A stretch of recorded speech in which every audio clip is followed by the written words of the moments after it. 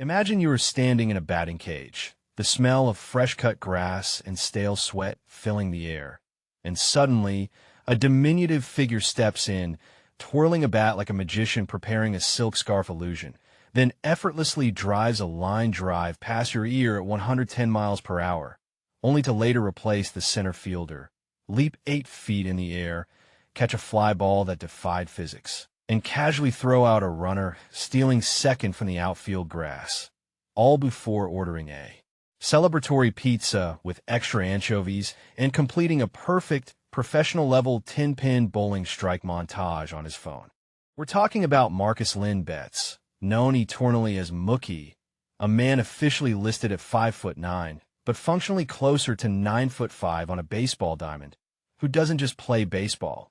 He seems to be executing predetermined perfect sequences coded directly into the fabric of the sports statistical matrix, making everything look suspiciously easy that should, by all accounts of human ability, be excruciatingly difficult and often impossible. This isn't just a 5-tool player. This is a player who possesses tools the rest of the league hasn't even learned how to build yet, including the hyper-specific 6 tool of being universally beloved by everyone except the pitchers he routinely demoralizes, creating a bizarre dichotomy where his dominance feels somehow less aggressive than someone simply jogging the bases on a walk. Mookie Betts' career arc isn't a story of incremental growth. It's the abrupt notification that the game has received a mandatory, unpatchable upgrade, catapulting him from a solid athlete drafted as a second baseman to an American League MVP who transitioned seamlessly to the National League and somehow improved his performance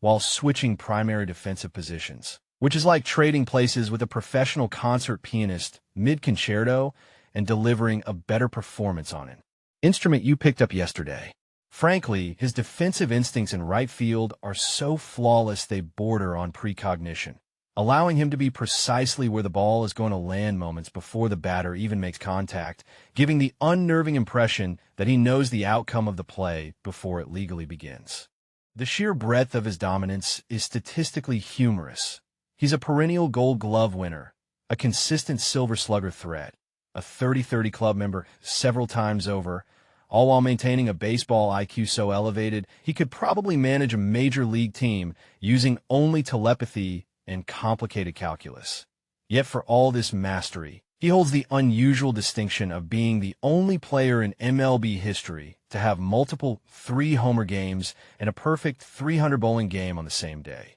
which feels less like coincidence and more like scripted perfection engineered in an advanced laboratory. You analyze his advanced metrics like WRC+, WAR, and defensive runs saved, and he consistently ranks in the top tier, not just for one skill, but across the board, making him the only player whose statistical profile looks less like a baseball card and more like a cheat sheet for the entire sport, begging the simple, uncomfortable question about whether he is even trying hard, or if this is simply his default resting state. Here's where the charm starts to wear thin, where the perfect curve becomes unervingly smooth. The only player who achieved the rare single-game feat of hitting 3 home runs, stealing 2 bases, and recording a defensive assist from the outfield in a single night was Mookie Betts himself, suggesting his performance ceiling is just slightly higher than reality permits. And it's not just the big moments he controls, but the minute details. His average sprint speed regularly places him among the league's elite, despite his comparatively smaller stature, a mechanical impossibility sustained only through relentless biomechanical efficiency that feels less human and more optimized algorithm. When he won his first MVP, it wasn't just a victory. It was a unanimous proclamation that the laws of baseball gravity had been temporarily suspended in his honor, further solidifying the theory that he is perpetually operating in easy mode, subtly mocking the rest of the league by making the pinnacle of athletic achievement look like an afternoon casual practice session. The truly unsettling element isn't his talent, but his consistency under immense pressure, most vividly illustrated by his ability to maintain a .300 batting average with runners in scoring position deep into the playoffs, a time when most merely mortal players' nerves turn their swings into awkward, desperate attempts, while Mookie remains perfectly calibrated, as if the volume of the crowd and the stakes of the game provide necessary calibration for his internal gyroscopes. This eerie composure leads to the unexpected twist. His exceptional fielding stats aren't just a reflection of talent. They hint at a deeper, almost sinister understanding of geometry and physics, because his jump angles and route efficiency are literally impossible to achieve without calculating relativistic trajectories in real time. A mental feat that should require a supercomputer. Except Mookie does it while smiling and chewing gum, leading to a creeping realization that perhaps his brain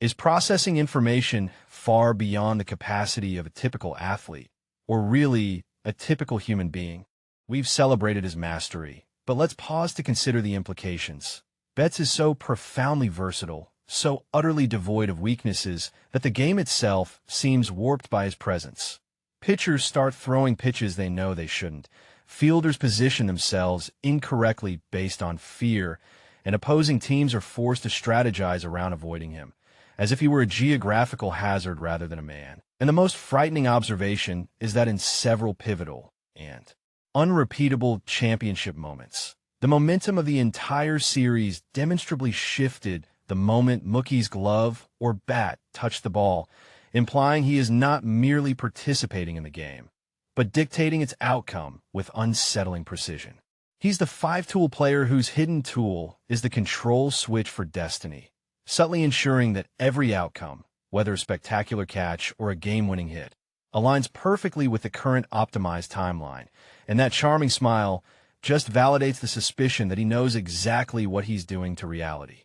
This unparalleled perfection, this casual transcendence of the physical limitations governing everyone else on the field, begins to feel less like inspiring athleticism and more like the first sign of an impending system failure. He is the anomaly that threatens the foundation of statistics, the single variable that makes predicting the future of baseball feel futile, suggesting that his role is not just to entertain or win, but to quietly reveal the boundaries of human potential, proving that the ceiling for performance is so high it intersects with something alien, something engineered for absolute, relentless competence. We should be celebrating, but instead, an icy knot forms in the pit of your stomach, because what happens when a human element is completely mastered, optimized, and perfected to this terrifying extreme, leaving nothing to chance or error? Is Mookie Betts simply a legendary baseball player, or is he the prototype?